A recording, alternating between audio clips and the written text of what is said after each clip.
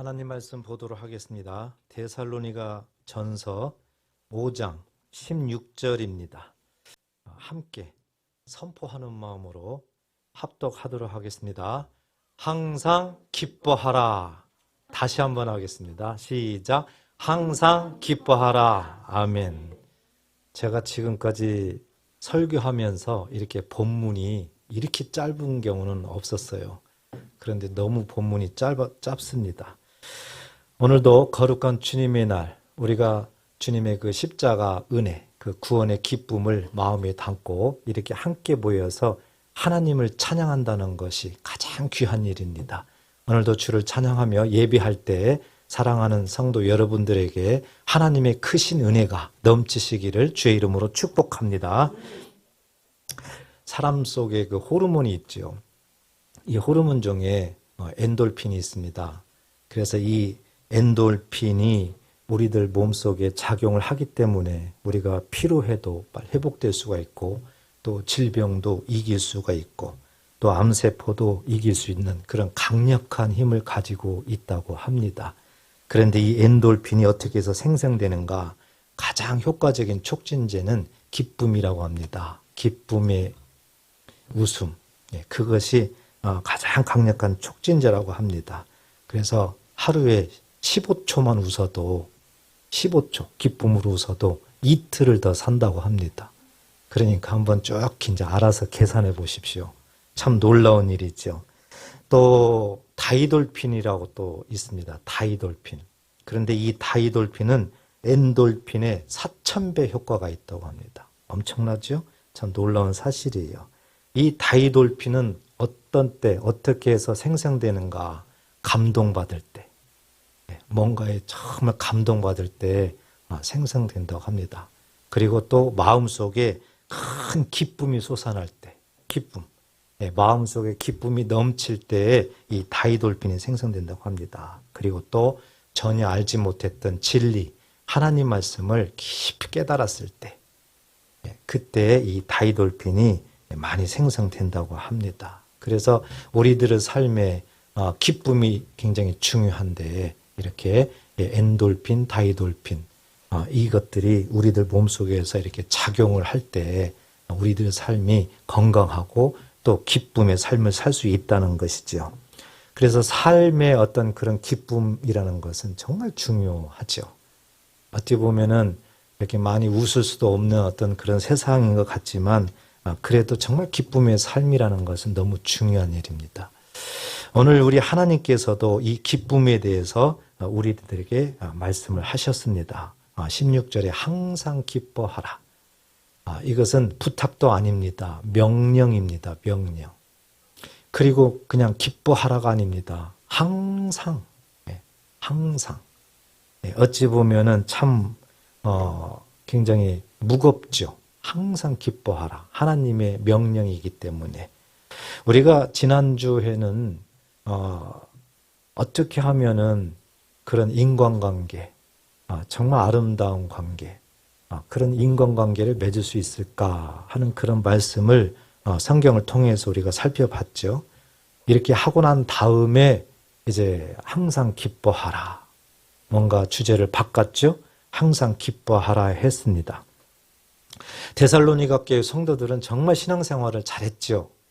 그렇지만 약간 또 티가 있었죠. 그 당시에 이단들이 득세를 하게 되고 또 종말론에 대해서 여러 가지 유혹들이 많았기 때문에 일부 성도들이 거기에 넘어가고 또 생업에 집중하지 않고 오직 그 방탕한 그런 삶을 살았던 그런 모습 속에서 하나님은 사도 바울을 통해서 신앙생활을 어떻게 해야 되는가를 쭉 다시 한번 정리하면서 이렇게 말씀을 하셨습니다. 오늘은 일상 우리들의 신앙생활의 3대 수칙에 대해서 말씀을 하는 겁니다. 16절에 보니까 항상 기뻐하라. 17절에는 뭐예요? 쉬지 말고 기도하라. 18절에는 범사에 감사하라. 이것이 우리 성도들의 올바른 일상적인 신앙생활의 3대 수칙이라고 하는 겁니다. 그런데 이 18절 하반절에 보면 이것이 하나님의 뜻이다. 이게 하나님의 뜻이라는 거죠. 그래서 하나님께서 하나님의 뜻을 우리들의 삶에 일반적인 일상생활에 두셨다는 것을 우리가 알아야 된다. 먼저 생각을 했으면 좋겠습니다. 성경은 참 기뻐하라는 말씀들이 여기저기 많이 나와요. 우리는 데살로니가전서 5장 16절만 항상 기뻐하라. 그래서 항상 기뻐하라. 그러면 거기만 생각나는데 아니에요. 빌립보서 4장 4절에 보면은 더 말씀하셨어요. 한번 볼까요? 읽어보세요. 시작. 주 안에서 항상 기뻐하라. 내가 다시 말하노니 기뻐하라. 그렇죠? 기뻐하라, 기뻐하라. 항상 기뻐하라. 그래서 성경은 여기저기에 기뻐하라는 그런 말씀은 참 많습니다. 온통 기뻐하라. 기뻐하라는 그런 말씀을 우리들에게 하고 있는 겁니다. 여기에서 말하는 것은 조금 세상적으로 보는 기쁨과는 좀 다르겠죠. 아무래도 하나님의 말씀이니까.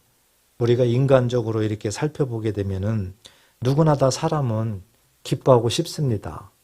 늘 삶이 기쁜 삶을 그렇게 살고 싶어요.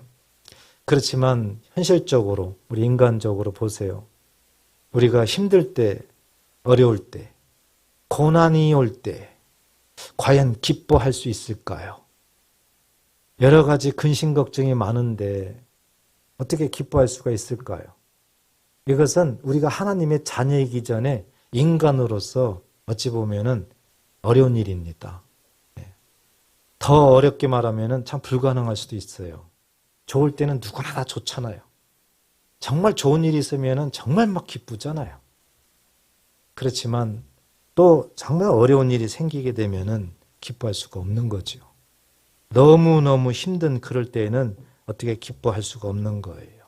그렇다면 하나님은 우리가 힘들 때 그래 그러면 힘들지 그러면 기뻐하지 마 이렇게 말했을까요? 어떻게 말했을까요? 성경에서 우리가 확인해 볼 수 있는데 야고보서 1장 2절에 기록되어 있습니다. 우리 함께 읽어보겠습니다.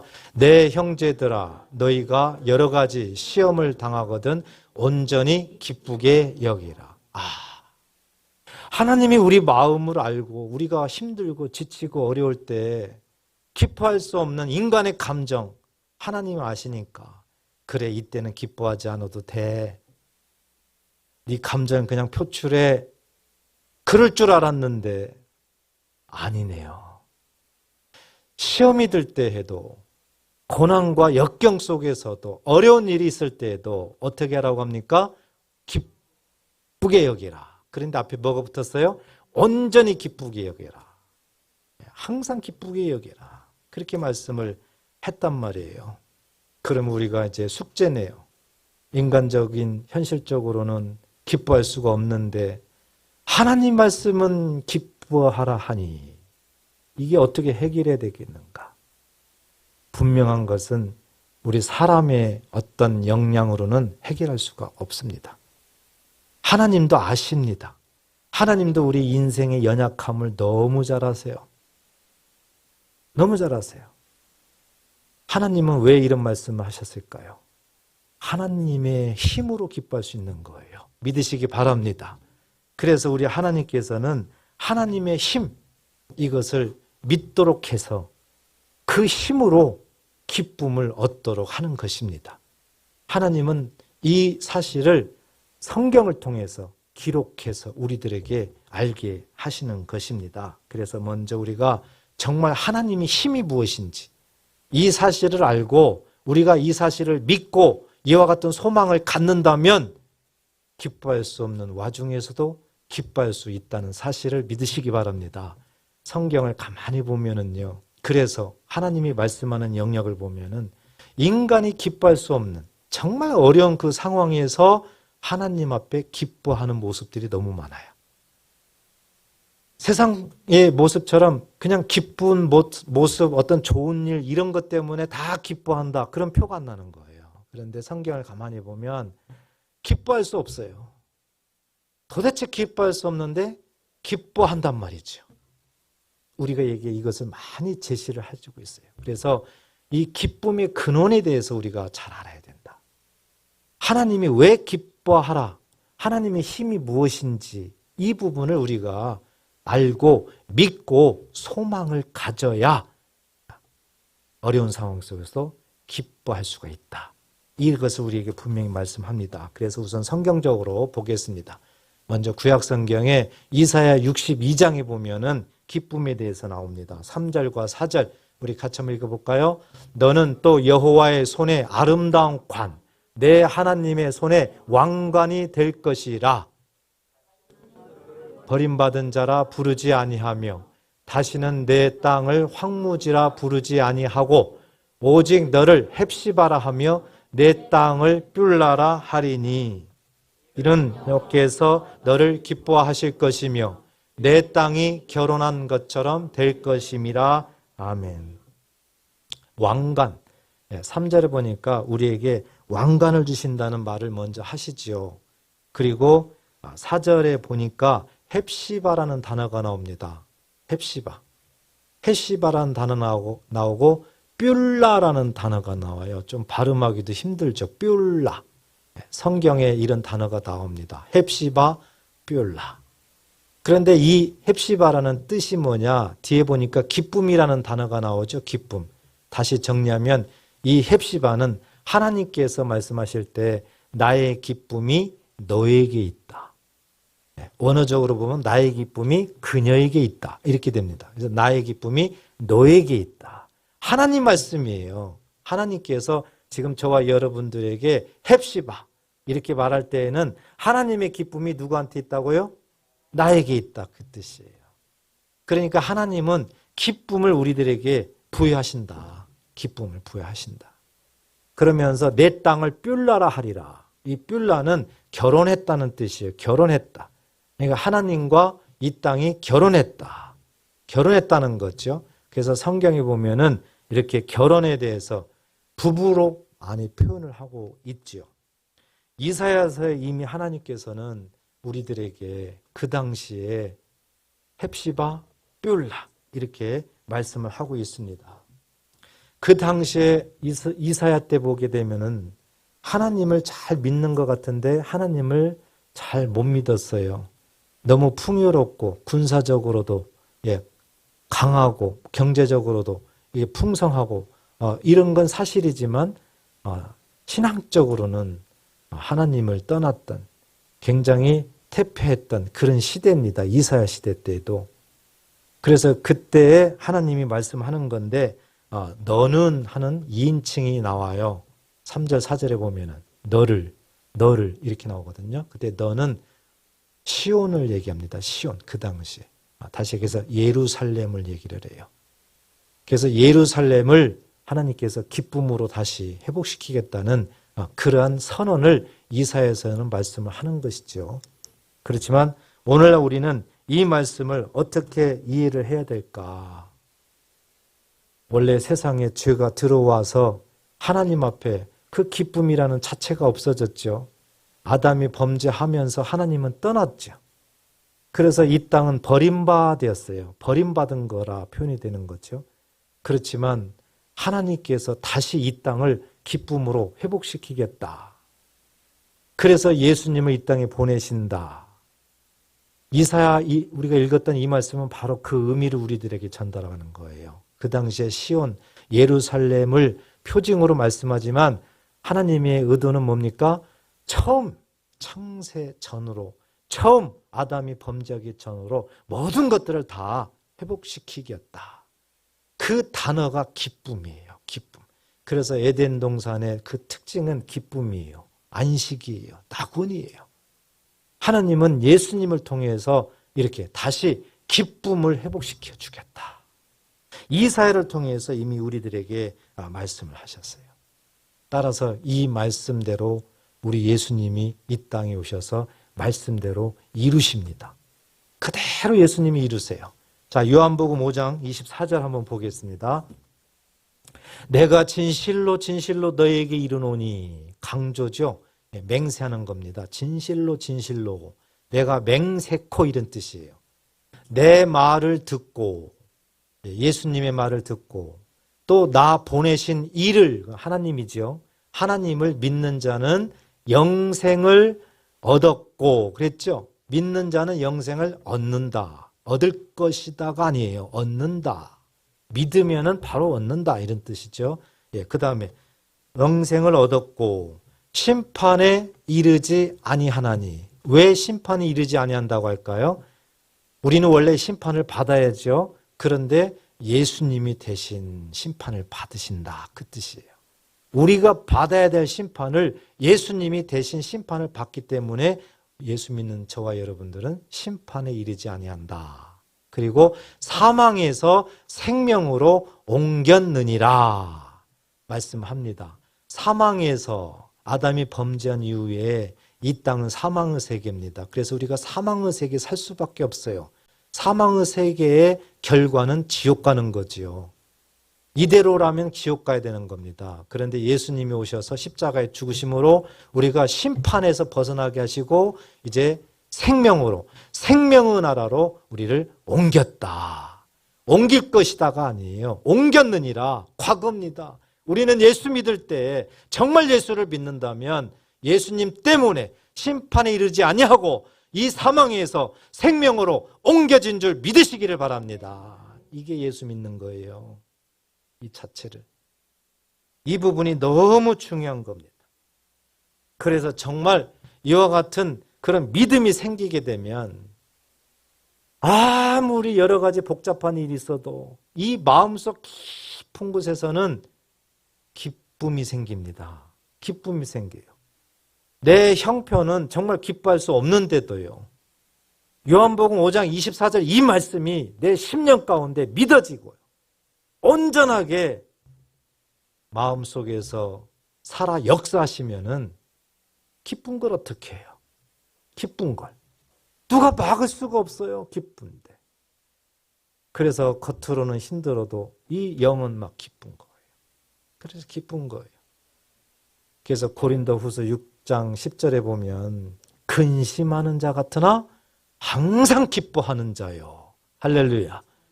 이것은 하나님께로부터 부여되는 거기 때문에 세상 사람들은 이해도 안 가지만 이렇게 될 수도 없습니다. 우리 예수 믿는 자들만이 가질 수 있는 특권입니다. 그렇기 때문에 어떻게 해서 우리에게 불가능한 어려운 상황 속에서도 기뻐할 수 있는가? 바로 하나님께서 직접적으로 기뻐할 수 없는 이 사망의 세계를 예수님의 십자가를 통해서 완전히 바꿔버리는 거예요. 되돌려주는 거예요. 그래서 기쁨을 다시 우리에게 회복시켜주는 거예요. 그리고 예수 믿는 자들에게 이제 어떻게 하느냐? 자, 요한복음 15장 10절, 11절도 같이 한번 읽어보겠습니다. 내가 아버지의 계명을 지켜 그의 사랑 안에 거하는 것 같이 너희도 내 계명을 지키면 내 사랑 안에 거하리라. 내가 이것을 너희에게 이름은 내 기쁨이 너희 안에 있어 너희 기쁨을 충만하게 하려 함이라. 아멘. 11절 보세요. 정말 예수님을 믿고 요한복음 5장 24절에서 우리가 말씀한 그 말씀을 대로 우리가 따라가면 그 말씀대로 지키면 계명을 지키면 예수님께서 기쁨, 하나님의 기쁨, 이 기쁨을 십자가로 말미암아 다시 회복시켜 주시고 그것을 어떻게 한다는 겁니까? 너희 안에다가 둔다는 거예요. 저와 여러분들 안에다가 둔다는 거예요. 그렇게 함으로 인해 가지고 기쁨이 충만하게 한다.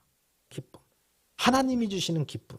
하나님이 우리들에게 주시는 기쁨을 우리에게 말을 하고 있어요. 이사야 62장 헵시바의 단어로 표현하면은 헵시바의 약속이 이루어지고 있는 장면입니다. 우리 안에 헵시바가 이루어져요. 나의 기쁨이 너에게 있다. 나의 기쁨이 너에게 있다. 헵시바의 기쁨이 이루어진 줄 꼭 믿으시기 바랍니다. 여러분, 이 기쁨이라는 단어가 이 헬라어로 단어로 보면은 참 흥미롭습니다. 카라라는 단어인데요. 카라. 이 카라라는 단어가 이 기쁨이에요. 그런데 여러분 은혜 좋아하시죠? 은혜. 은혜라는 단어가 카리스거든요. 카리스. 그래서 이 카리스의 이 근원, 뿌리가 카라입니다. 카라예요. 그렇기 때문에 이 은혜의 뿌리가 기쁨이라는 거예요. 기쁨. 다시 얘기해서 은혜 받았다는 증거가 기쁨인 거예요. 기쁨. 그래서 많은 사람들이 은혜 받았다고 하죠. 그렇지만 이 단어적으로 보더라도 그 은혜의 뿌리가 기쁨이라니까요. 카리스의 이 어근, 뿌리가 카라예요. 그렇기 때문에 만약에 기쁨이 없다. 근데 말로는 은혜 받았다. 거짓말이에요. 거짓말이라고. 은혜 받았다면은, 정말 은혜 받았다면은 이 속에서 기쁨이 나옵니다. 기쁨이. 그래서 어떤 상황에서도 그냥 이 기쁨이 되는 거예요. 이 기쁨이. 기쁨이. 그래서 전도서 8장에도 보면은 이 은혜 받은 자들, 이 지혜자들의 모습이 아주 사나운 얼굴이 완전 바뀐다는 거 아니에요. 전도서 8장 1절에. 은혜 받으면은요, 얼굴이 바뀌는 겁니다. 얼굴이. 은혜 받았다고 하면서 얼굴이 마치 뭐 쭈그러진 것처럼 완전히 툭 하면 터질 듯 뭐 그런 엄청난 사나운 인상을 갖고 있다면은 완전 거짓말이에요. 그래서 아무리 속에서 뭘 어떻게 하더라도 이 기쁨은 이길 수가 없는 거예요. 하나님이 주신 기쁨은 이 세상의 환경이 이길 수가 없단 말이에요. 겉으로는 근심, 걱정, 여러 가지 또 원망이 있을 수도 있지만 가장 마음속 그 깊은 뿌리에는 정말 예수님께서 십자가의 죽으심으로 나에게 영생을 주셨고 나에게 사망에 이르지 아니하도록 심판에 이르지 아니하도록 그리고 나를 생명으로 인도하셨다는 그 절대적인 믿음이 내 속에 있다면 이것을 세상은 이길 수가 없다. 믿으시기 바랍니다. 그래서 우리는 늘 이렇게 하나님이 주시는 이 기쁨이라는 것, 이것이 엄청난 파워, 힘이라는 것을 우리가 잘 알아야 된다는 거예요. 그렇기 때문에 세상에 살면서 기뻐할 수 없는 이 영향 속에서도 우리는 기뻐할 수가 있는 겁니다. 주님이 요한복음 16장 22절에도 말씀하셨어요. 너희 기쁨을 빼앗을 자가 없느니라. 이렇게 하나님이 예수님을 통해서 우리들에게 이루셨기 때문에 빼앗을 자가 없대요. 하나님은 자녀들에게만 주시는 특권입니다. 특권. 하나님은 이것도 모자라서 어떻게 우리들에게 또 은혜를 주시느냐. 예수 믿는 자들에게는 성령을 선물로 주시잖아요. 성령. 이 성령은 하나님 나라라고 우리에게 가르쳐 주잖아요. 그런데 이 성령이 기쁨의 상징이라는 거예요. 성령이. 따라서 성령을 받았다면은 기쁨, 하나님의 기쁨이 저와 여러분들 안에 있다는 또 증거가 되는 겁니다. 그렇기 때문에 성령 받았다는 것을 너무 쉽게 생각하지 말고 너무 습관적으로 말하지 마세요. 이 성령 받았다는 것은 알고 보면은 모든 하늘도 땅도 땅 아래 모든 권세가 다 무릎을 꿇을 수밖에 없는 역사예요. 성령 받았다는 것. 성령은 예수 믿을 때 성령 받잖아요. 성령 받았다는 거에 대해서 여러분 정말 심각하게 봐야 되는 거예요. 보통 사건이 아닙니다. 성령 받았다는 거에 대해서 내가 감당할 수 없다. 야, 주체할 수 없다. 이런 믿음을 가져보세요. 놀라운 성령의 역사가 일어납니다. 우리가 성령을 인정하지 않아서 그래요. 너무 가볍게 여기서 그래요.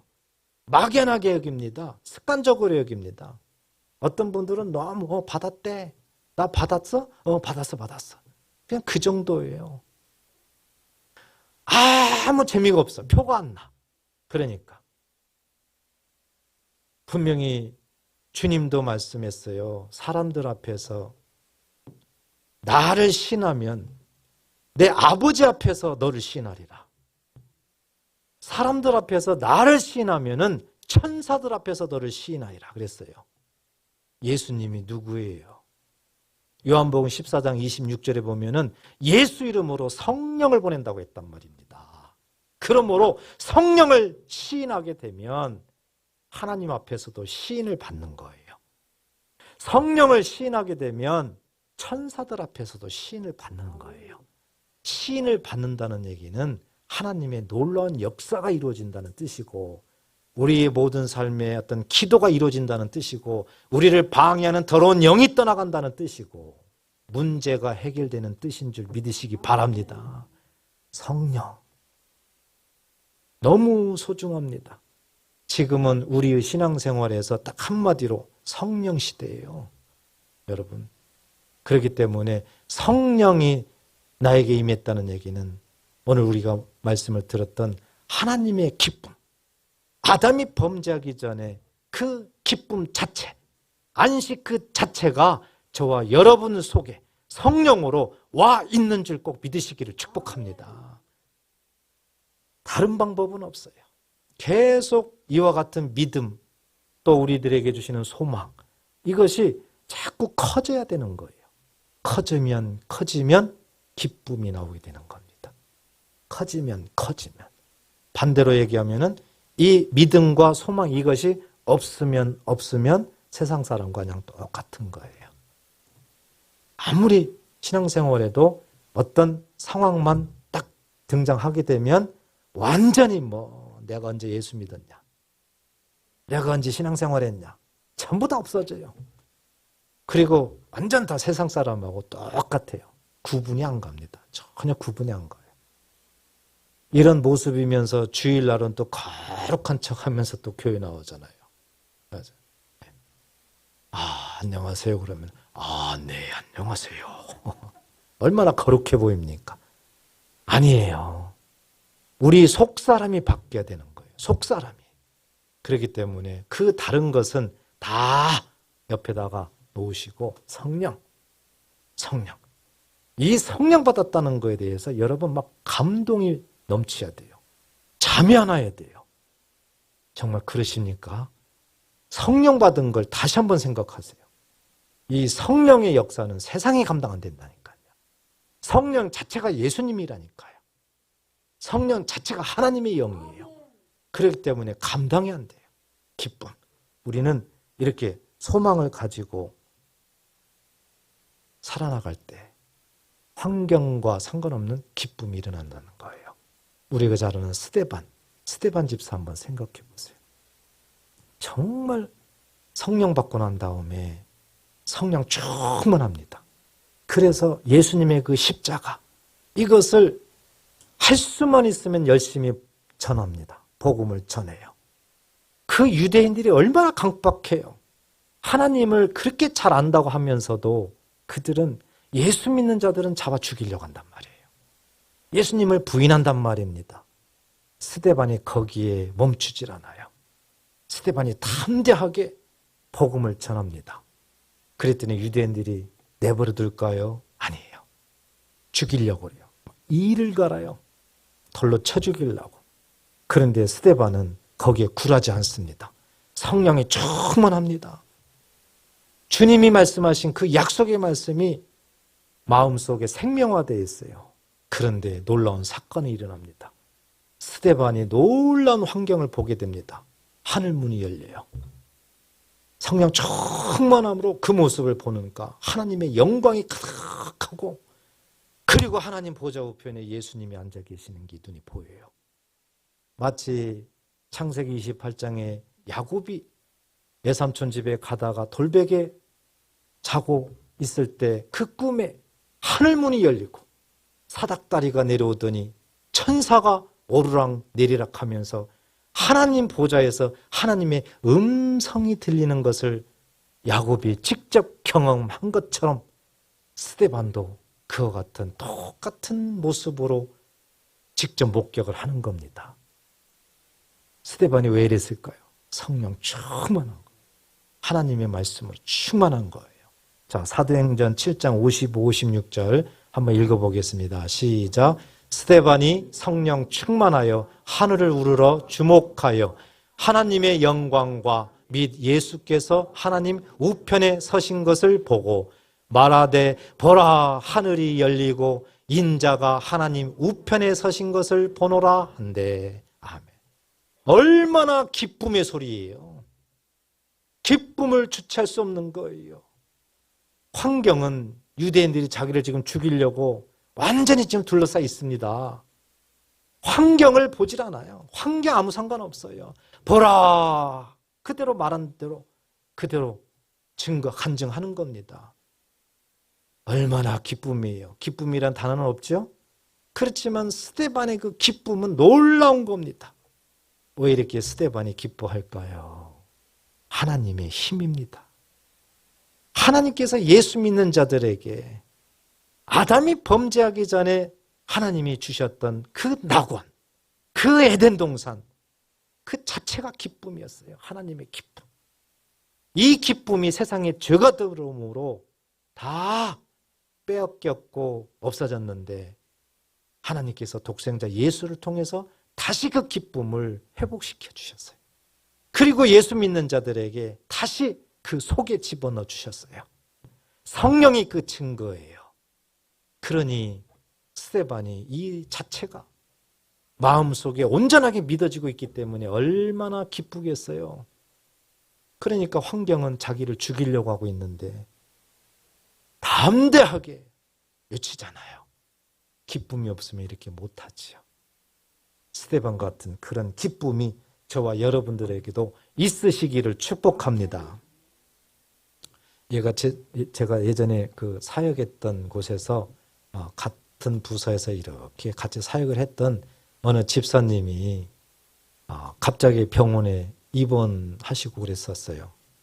그래서 며칠 전까지만 해도 같이 열심히 봉사도 하고 그랬는데 그런 소리가 또 들려왔어요. 그래서 제가 이제 신방을 가게 됐는데 가기 전에 알았던 거죠.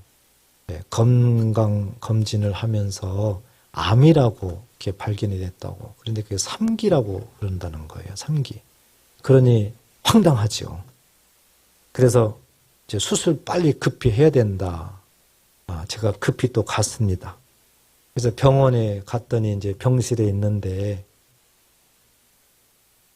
얼굴이 이건 뭔가 다른 거예요. 제 생각에는 갑자기 병이 이제 그렇게 돼가지고 완전히 죽을 상이고 울상이고 그런 걸로 이제 상상을 하고 저도 침울하게 들어갔거든요. 저도 침울하게 들어갔어요. 그런데 그 집사님이 활짝 웃으면서 목사님 오셨어요? 그러는 거예요. 아니 가정신방도 아니고 병원으로 갔는데 그분이 그러는 거예요. 그래서 제가 당황한 거 아닙니까? 저는 나름대로 분위기를 맞추려고 이제 더 이렇게 하기도 하고 또 마음도 안타깝고 그래가지고 그랬는데 이 집사님이 너무 즐겁게 기쁘게 막 이러는 거예요. 그래서 집사님 왜 그러시냐고 하면서 좀 진정하시라고 하면서 어디가 언제 이렇게 자초지종을 여쭤봤더니 이제 검진 받다가 이렇게 발견이 되고 빨리 수술해야지 않으면 큰일 난다. 그래서 급하게 병원에 입원했다. 그러는 거예요. 그래서 제가 이제 성경 말씀을 펴고 말씀을 전하고 이렇게 기도하려고 이렇게 했는데 그 집사님이 먼저 그러는 거예요. 목사님, 지금까지 말씀 배우고 신앙생활 했던 것이 헛되지는 않았나 봐요. 왜요? 그랬더니 자기도 정말 이 암 걸려서 이제는 끝났다. 이제는 다 끝났다. 인생 끝났다. 그리고 과거에 그 회상이 되면서 그냥 후회도 되고 뭐 여러 가지 교차한다 막 이렇게만 생각했는데 이상하게 그런 생각은 아무것도 안 나고요. 그냥 단순하더라는 겁니다. 나에게 예수님의 그 은혜로 구원해 주신 그 은혜, 그리고 믿는 자들에게는 천국에 들어갈 수 있는 시민권. 제가 참 시민권 얘기를 많이 했거든요. 시민권. 그리고 천국에 입성할 수 있도록 하나님께서 기다리고 있다는 거. 뭐 이런 얘기를 하면서 목사님 그냥 하다가 안 되면 그냥 죽으면 돼요. 그리고 그냥 천국 가면 되거든요. 걱정할 거 없어요, 목사님. 의외로 이런 말씀을 하는 겁니다. 그래서 제가 깜짝 놀랐어요. 오히려 제가 부끄럽더란 말이죠. 제가 말씀을 전하려고 했는 내용이 그 내용이었거든요. 그날. 근데 이분이 그냥 다 말씀을 하시더라고요. 그래서 집사님의 믿음이 하나님이 기뻐하신다 하면서 제가 기도를 했는데요. 그렇게 기쁘다는 거예요. 말이 안 되잖아요. 지금 수술을 받아야 되고 이런데. 그런데 여러분, 수술하고요. 그분의 치료 속도가 계산이 안 되는, 계산이 안 돼. 수술하고 며칠 있다가 그냥 퇴원해 버렸어요. 그리고 항암 치료 받아야 된다고 했다는데 항암 치료 안 받아도 된다고 그러더래요. 수술하고 다시 검사하고 뭐 이러다 보니까 고개를 갸우뚱 하더라는 거예요. 이상하게. 아니, 수술 안 한 것 같다고 하면서. 왜 그래요? 기쁨이요. 기쁨. 그 기쁨에는 하나님의 능력이 있습니다. 느헤미야 8장에 나와 있어요. 그 기쁨에는 능력이 있다니까요. 그러니까 이 기쁨, 하나님이 주시는 기쁨, 이건 세상이 감당을 못한다니까요. 세상이. 그래서 우리가 예수 믿는 자들은 달라야 되는 거죠. 예수 믿는 자들은 정말 환경이 어려울 수도 있고 어찌 보면 세상 사람들보다 더 힘들 수가 있어요. 그렇지만 다른 이유는 하나님이 주시는 기쁨이 나에게 있기 때문에, 그 기쁨을 세상이 감당할 수 없기 때문에 내가 환난 속에서도 고난 속에서도 우리는 기쁨을 표출할 수가 있는 것입니다. 이것이 예수 믿는다는 증거예요. 이게. 그래서 우리는 오늘 말씀을 마음에 잘 담아두면서 이렇게 되기 위해서는 다른 방법이 없어요. 자꾸 믿음과 소망을 키워야 돼요. 다른 방법 없습니다. 이거에 대한 비결이 없어요. 하나님께서 우리에게 약속하신 놀라운 이 구원, 예수님을 통해서 사망에서 생명으로 우리를 옮겨주신 이 확증, 성령에 대한 역사, 이런 것들에 대한 믿음, 그리고 이 믿음을 통해서 소망, 이것이 자꾸 내 마음속에서 눈덩이처럼 자꾸 커져야 되는 거예요. 커지면 되는 거예요. 뭐 걱정할 거 없어요. 자꾸 키우면 되는 거예요. 그러면 어떻게 키워요? 이제 이게 또 문제잖아요. 그것도 다른 비결이 없어요. 더 할 수만 있으면 하나님 말씀을 자꾸 읽으세요. 그리고 설교 들으시고, 그리고 기도하시고. 말씀과 기도밖에 없습니다. 말씀 기도밖에요. 우리는 어떤 사람은 신앙이 순간적으로 뭐 이렇게 크고 뭐 하는 줄 아세요? 아니에요. 어찌 보면 아브라함 생각해 보세요. 그렇게도 하나님이 사랑하시고 일방적으로 고향을 떠나라, 내가 너에게 복의 근원이 되게 해주겠다, 막 하나님이 막 약속했잖아요. 이 말씀으로만 보면은 그냥 막 순간 어떻게 되는 거 아닙니까? 그렇잖아요? 아니에요. 20년도 넘게 걸리네, 아브라함. 20년도. 하루아침에 되는 거 아닙니다. 그래서 우리가 믿음을 성장시키는 것은 꾸준하게, 마치 운동선수가 어떤 시합을 위해서 꾸준하게 연습해서 나중에 좋은 성적을 거두는 것처럼 우리의 믿음도 꾸준해야 돼요. 어떤 분은 참 안타까운 분들이 있어요. 그냥 열심히 하는데 어느 순간 또 툭 떨어져 버려. 그러면 다시 또 출발선으로 또 다시 출발해야 돼. 그래서 잘 돼가. 또 떨어지는 거예요. 그러면 이게 완전 갔다가 왔다가 얼마나 안타까운지 몰라요. 딱 거기만 넘어가면은 이제 또 다른 차원의 그런 세상인데, 그래서 참 안타까운 게 많아요. 믿음이라는 것은 하루아침에 이루어지는 거 아니다. 꼭 명심하십시오. 그리고 마치 운동선수, 연습하는 것처럼 꾸준하게 연습하는 것이 중요하다. 따라서 우리는 말씀과 기도, 이것을 우리가 전무하면 된다. 우리가 이것을 꼭 마음에 새기셔야 됩니다. 오늘 말씀을 정리하겠습니다. 하나님은 데살로니가 교회 성도들에게 사도 바울을 통해서 어떤 고난과 역경과 환난이 있어도 항상 기뻐하라 명령합니다. 왜 기뻐하라고 했을까? 인간의 한계로서는 절대 기뻐할 수가 없죠. 고난이 오면 어떻게 기뻐해요? 그렇지만 하나님은 기뻐하라. 분명히 하나님이 뭐가 있기 때문에 그런 거 아니에요? 알고 보니까 하나님이 이 세상을 처음 창조했을 때 땅에다가 하나님이 주신 그 기쁨, 그게 낙원의 세계예요. 그게 에덴 동산이라고요. 그것을 다시 도로 찾아주겠다. 예수님을 통해서 도로 찾아주겠다. 예수님이 십자가 죽음으로 실질적으로 도로 찾아줬잖아요. 그리고 우리에게 그것을 속에다가 넣어주겠다. 헵시바. 그런데 예수님이 십자가에 죽으시고 믿는 자에게 성령을 주심으로 그것을 확정해 주셨잖아요. 그렇기 때문에 우리는 기뻐할 수가 있구나. 그래서 하나님이 나의 자녀들아 기뻐하라 그러는 겁니다. 그러므로 우리는 이와 같은 자꾸 믿음과 소망을 키우면 된다. 오늘 안 되면 또 내일 안 되면 또 모레. 계속 꾸준하게 오직 믿음의 주 온전케 하시는 예수만을 바라보면서 믿음과 소망 가지고 늘 말씀과 기도를 묵상하면서 하나님 앞에 온전하게 바로 서서 하나님 앞에 기쁨이 되고 고난 속에서도 기쁨이 되고 어려움 속에서도 기쁨이 되는 저와 여러분 되시기를 주의 이름으로 축복합니다. 기도하겠습니다. 하나님